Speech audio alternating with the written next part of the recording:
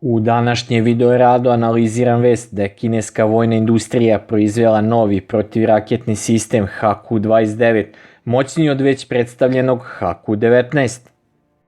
Naime, Kina se poslednjih decenija aktivno bavi izgradnjom strateškog sistema protivraketne odbrane, koji će očigledno biti pandan već poznatim protivraketnim sistemima.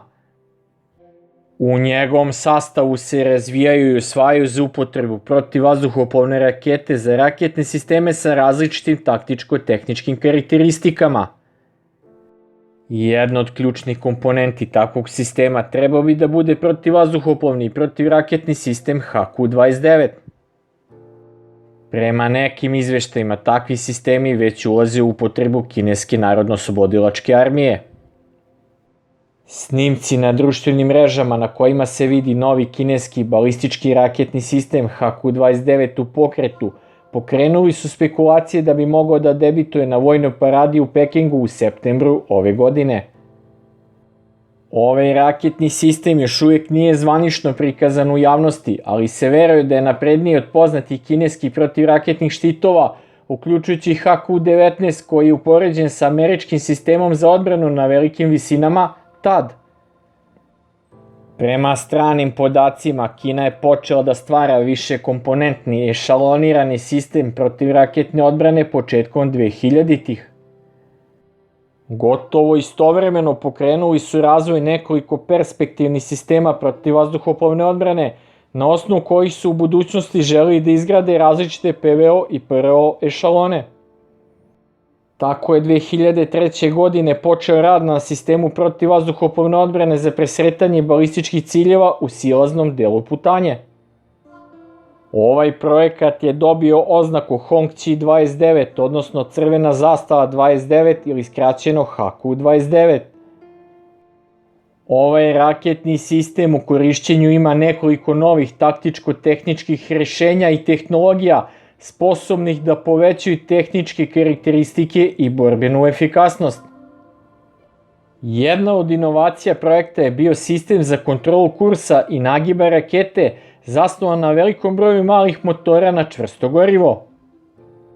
Testiranje takvog sistema odvojeno od rakete počelo je 2005. godine i trajalo je oko 2 godine. Paralelno su razvijene i druge neophodne tehnologije za ovaj protivraketni sistem. Video snimak objavljen u utorak na kineskim društvenim mrežama prikazuje 6-osovinsko transportno lansirno vozilo koje se koristi za transport i lansiranje raketa, koje nosi 2 velika kontejnera za rakete, svaki prečnika oko 1,5 metra. Prema objavi, vozilo se kretalo ka Pekingu i sugerisalo je da bi to moglo biti u pripremi za njegovo prvo javno pojavljivanje na vojnoj paradi 3. septembra povodom 80. godišnjice završetka Drugog svetskog rata.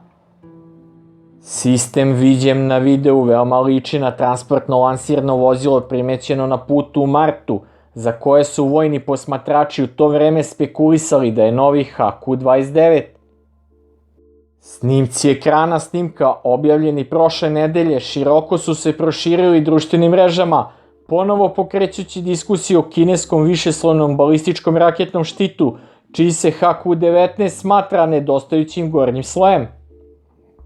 U originalnoj objavi raketni sistem je opisan kao lovac na satelite sa dvocevnim naoružanjem, što sugeriše da ima sposobnost da presretne rakete koje se kreću na velikim visinama iznad 500 km, pa čak i satelite u niskoj zemljenoj orbiti.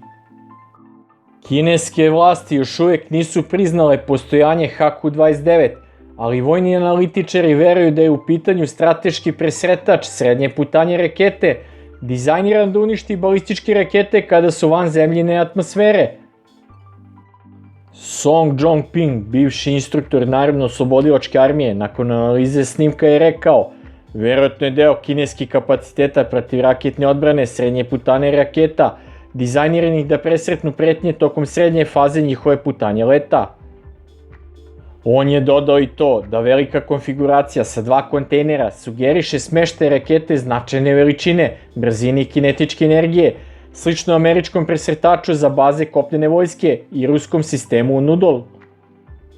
Song je naveo to: Kina je od 2010. godine konstantno demonstrirala sposobnosti presretanja raketa na njihovoj srednjoj putanji, šaljući jasnu stratešku poruku.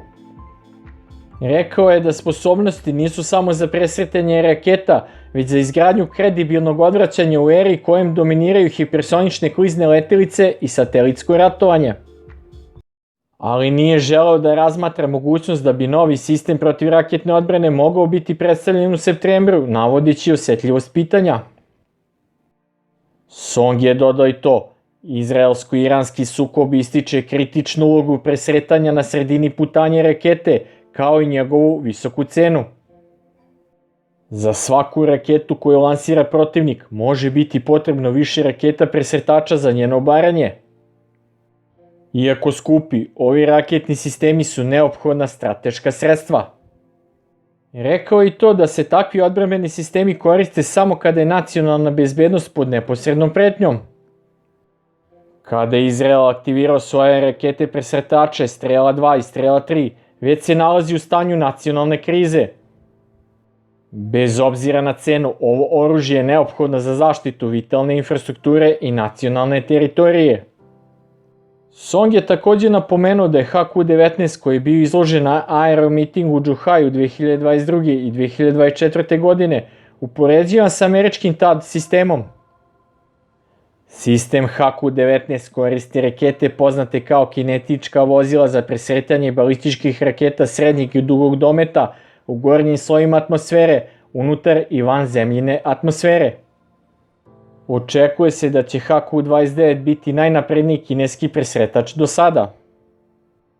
Song je rekao da je i neophodno i logično završiti trostepenu strategiju protivraketne odbrane daljim razvojem kopnenog sistema sličnog američkom programu Standardna raketa 3 ili kopnenom programu odbrane od raketa srednjeg dometa. Kineska strategija balističke raketne odbrane kopira američki model, pružajući višestruke mogućnosti za presretanje u različitim fazama putanje rakete. Presretanje balističke rakete tokom rane ili srednje faze putanje, dok se ona kreće kroz svemir, je tehnički izazovno, ali ima jasne strateške prednosti. Putanja rakete je predvidljivija u tim fazama, dok je rizik od pada krhotina na civilna područja takođe smanjen, jer se presretanje dešava bliže ili iznad zemlje koja lansira balističke rakete. Sve u svemu očigledno je da sa pojavom još moćnijeg protivraketnog sistema HQ-29 Kina ubrzano ojačava svoju protivraketnu odbranu, koja je sada ešalonirana pre svega sa raketnim sistemima HQ-9 i HQ-19 i na posledku sa HQ-29 kao krovnim PRO sistemom.